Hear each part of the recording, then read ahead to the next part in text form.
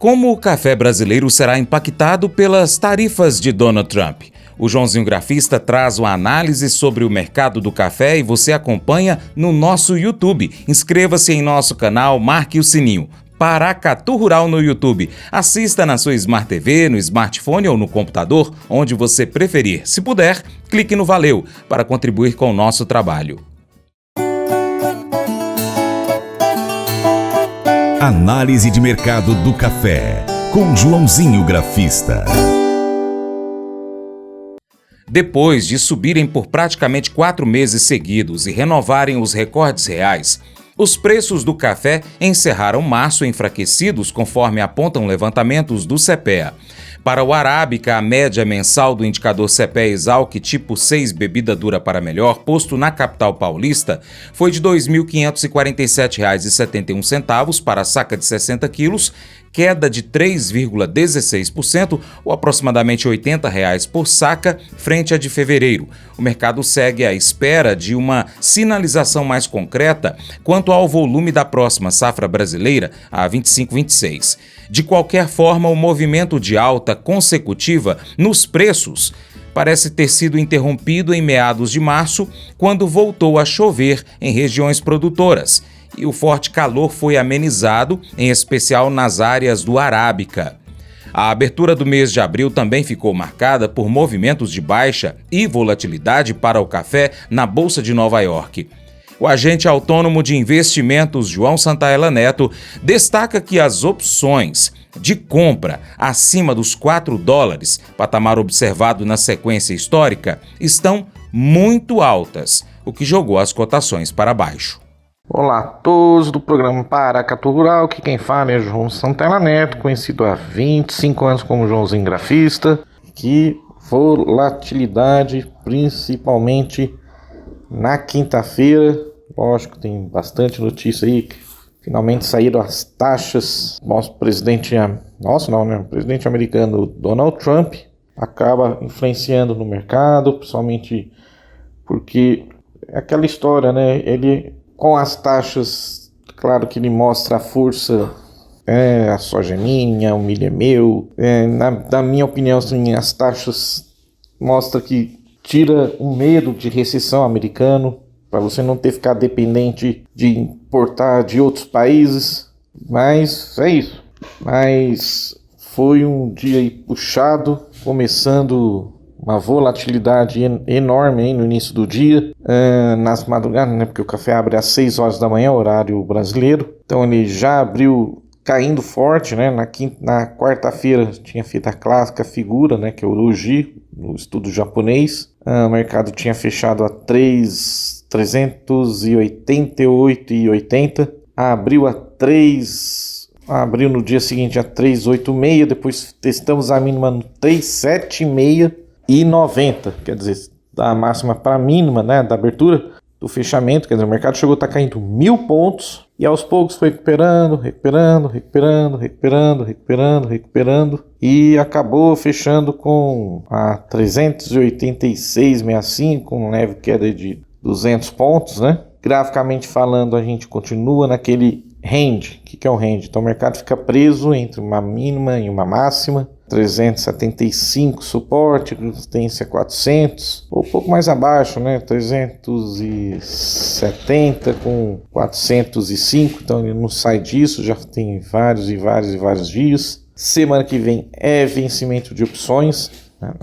Na próxima sexta. Dê uma olhada na quinta tarde nessas opções, então a gente vê ainda uma briga agora um pouco mais abaixo. O que me chamou a atenção, lembro que eu até comentei, né, na semana retrasada, nessas opções a gente ainda tinha muita opção de compra 300, de venda 360 a 400. Me chama a atenção ainda opções de compra acima de 400, 410, 420, mas por enquanto está difícil.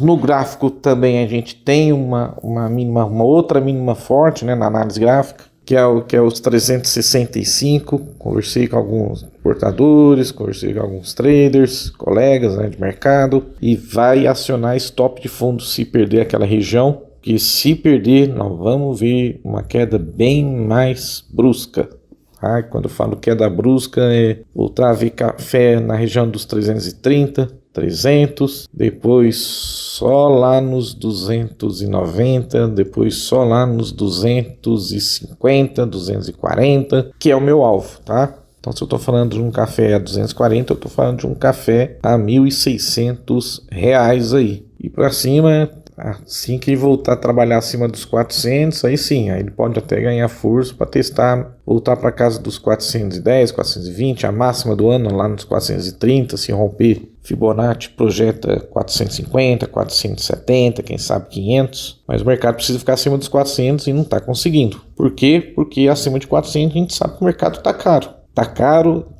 agora para o consumidor final. Então vamos lá, como é que ficou o mercado físico ao longo da semana? Segundo as safras de mercado consultoria, com a volatilidade nas bolsas, na quinta-feira o dia foi nervoso entre os agentes compradores e vendedores. Então vamos lá, sul de Minas Gerais, café arábica, bebida boa, 15 de catação ficou 2.540, 2.550.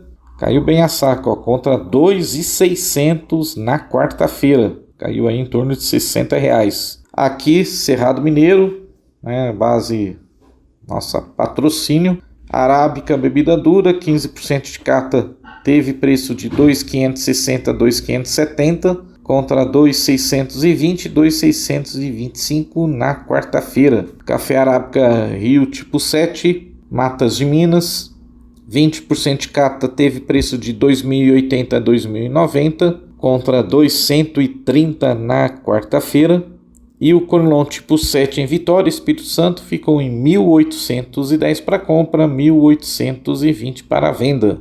O dólar comercial até surpreendeu, mas fechou em queda de 1%, sendo negociado a 5.6295 para venda e 5.6275 para a compra. Joãozinho Grafista chama a atenção para as tarifas anunciadas por Donald Trump, presidente dos Estados Unidos, para as mercadorias importadas por eles. De um modo geral, o clima é de apreensão, porém, para o café pode ser uma boa oportunidade para o Brasil. Isso porque o Vietnã, maior fornecedor de café robusta dos norte-americanos, foi taxado em 46%. O café brasileiro segue com taxas de 10% e pode ampliar suas vendas aos Estados Unidos. Então vamos lá, passar as principais notícias aí para vocês. É lógico, a principal notícia aí do dia, né, foi as taxas impostas pelo governo americano, né, de importação. Medo de recessão lá nos Estados Unidos, na minha opinião, seria teoricamente o inverso, porque se ele está taxando, ele não quer que tenha recessão. É lógico que o mercado, como um todo, olha o medo da recessão, mas as taxas elas diminuem esse medo. Lógico que você tem um problema sério, principalmente no café, que eu vou estar falando já, que é o consumo. Atrapalha um pouco o consumo. Bom, mas enfim, vamos passar então as notícias. Então a bolsa trabalhou com operações em queda na quinta-feira, dia 3 de abril, em sessão de ampla volatilidade, como comentei então. Nova York repercutiu ao longo do dia as decisões tarifárias globais do governo norte-americano. Houve amplo impacto no dólar contra outras moedas, então a gente chama esse dólar de índice de dólar. Tivemos uma queda brusca no petróleo, há preocupações com o impacto na demanda mundial e o café também é envolvido. O café acompanhou perdas no petróleo, das bolsas de valores e de outras commodities. O dólar fraco, então, limitou as perdas, assim como a continuidade, no caso o dólar nosso, o brasileiro, assim como a continuidade das preocupações com a safra brasileira de 2025. No início do dia, o Arábica avançou e até trabalhou acima dos 390, mas logo perdeu para esse patamar.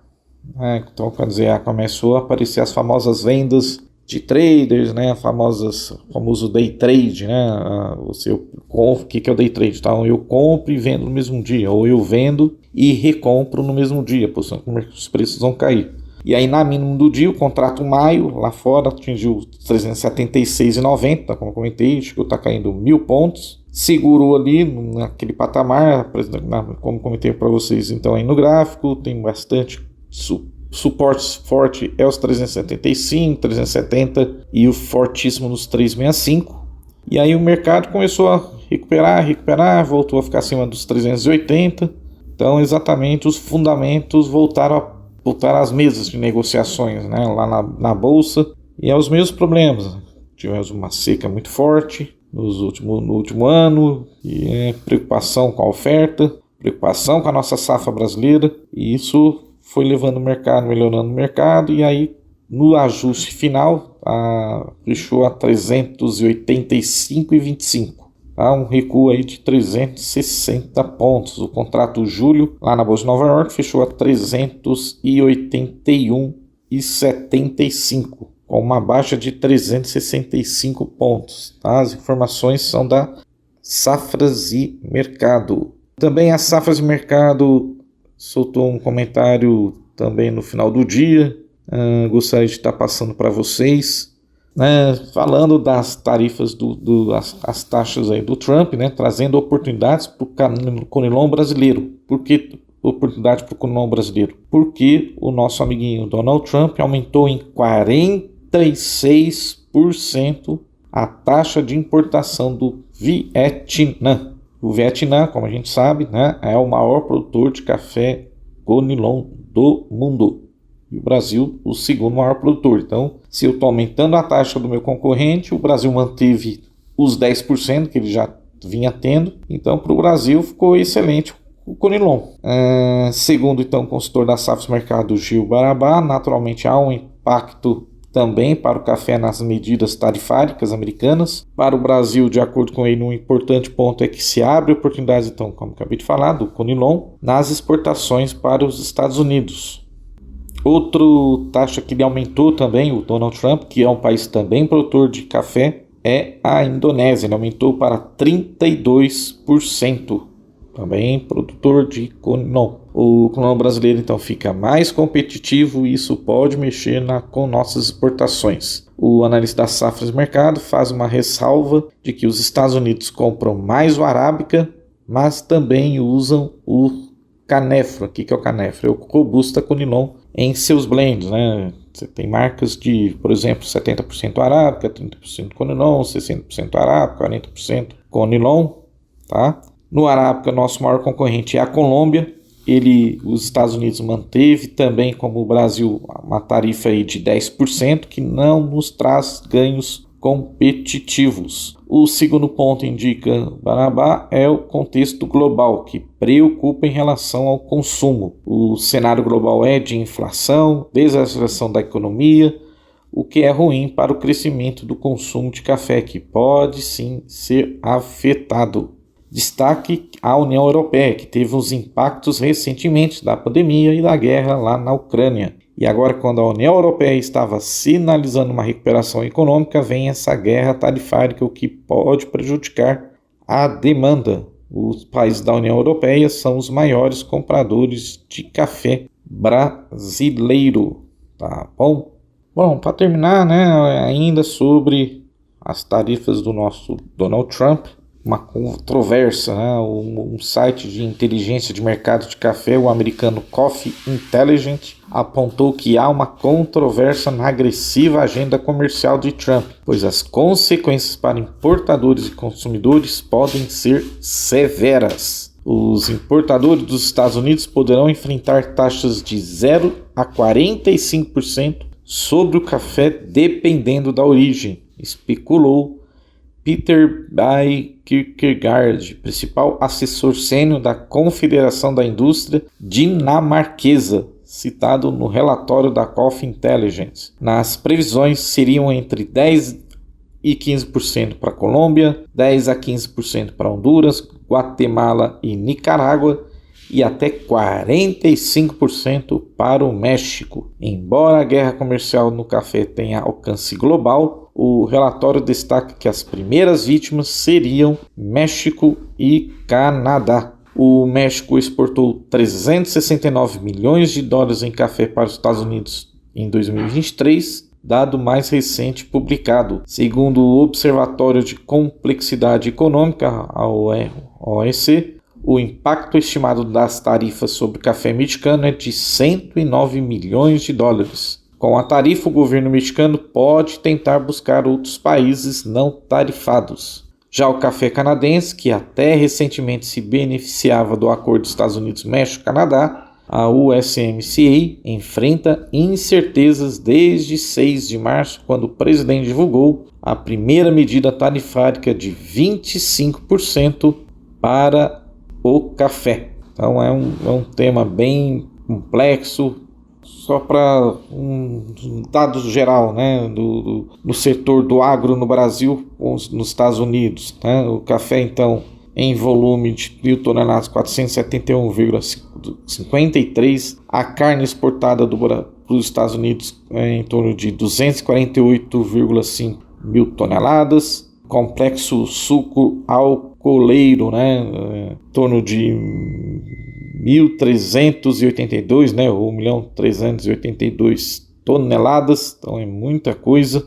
Então vamos aguardar aí. Outra coisa, né, em dados, né, importantíssimo, né, 70% hoje dos adultos americanos consomem café toda semana. A bebida há décadas entra nos Estados Unidos sem tarifa, mas depois do nosso discurso aí do presidente norte-americano, a situação deve mudar, tá? Principalmente para os nossos concorrentes, então, o Vietnã 46% aumentou as tarifas e a Indonésia 32%, né? Então, mesmo são o segundo e o terceiro maior produtor de café do mundo.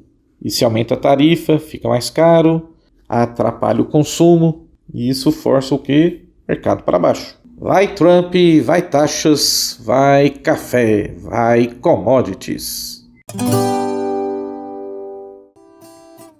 Nos Estados Unidos, é celebrado o Dia de Ação de Graças uma vez por ano. Mas Deus quer que sejamos intencionais sobre a nossa gratidão todos os dias. Ele quer que desenvolvamos este hábito espiritual que se reflete na vida daquele que crê em Jesus Cristo. A verdade é que quanto mais profundamente você entende o amor de Deus, mais grato você será. Então, o que significa ser radicalmente grato? A Bíblia diz em 1 Tessalonicenses, capítulo 5, verso 18: Deem graças em todas as circunstâncias, pois esta é a vontade de Deus para vocês em Cristo Jesus. Isso é gratidão radical. Em todas as circunstâncias agradeça, porque é o desejo de Deus para você. Você pode agradecer a Deus em todas as circunstâncias, porque Deus está no controle. Ele pode tirar o bem do mal. Ele pode mudar os erros estúpidos que a gente comete. Não importa o que aconteça, Deus não vai parar de te amar. Ele não vai parar de me amar. Há centenas de coisas pelas quais nós devemos agradecer em qualquer circunstância, mesmo quando a circunstância não é boa. Gratidão radical. Ser grato em todas as circunstâncias. É a vontade de Deus porque cria comunhão. O que isso quer dizer? A gratidão sempre constrói relacionamentos mais profundos entre você e outras pessoas, entre você e Deus. Com qualquer pessoa que você queira se aproximar, comece expressando gratidão por ela. Se você se afastou do seu marido, da sua esposa, você precisa começar a fazer o que você fazia quando estavam namorando. Expresse gratidão. Escreva pequenas anotações de gentileza, encorajamento, faça ligações, envie mensagens durante o dia, apenas para dizer para ela ou para ele que você é grato. Faça as coisas que você fazia no início. A razão pela qual você perdeu esse sentimento amoroso é porque você parou de fazer as coisas que criaram esse sentimento amoroso lá no início e vocês não dão mais valor um ao outro. Deseja construir seu pequeno grupo? Não basta ir apenas aos encontros do grupo. Durante a semana, mande mensagens, e-mail, telefonema. Diga, sou grato por você e aqui está o porquê. Você descobrirá que quanto mais grato você for pelo seu grupo, mais ele se unirá. A Bíblia diz para animar e ajudar uns aos outros. À medida que você ajuda outras pessoas a se desenvolverem, descobre que Deus também constrói sua vida por meio de seus relacionamentos profundos com Ele e com outras pessoas. Esse devocional faz parte do plano de estudos Hábitos de Felicidade do aplicativo bíblia.com. Muito obrigado pela sua atenção, Deus te abençoe e até o próximo encontro. Tchau, tchau.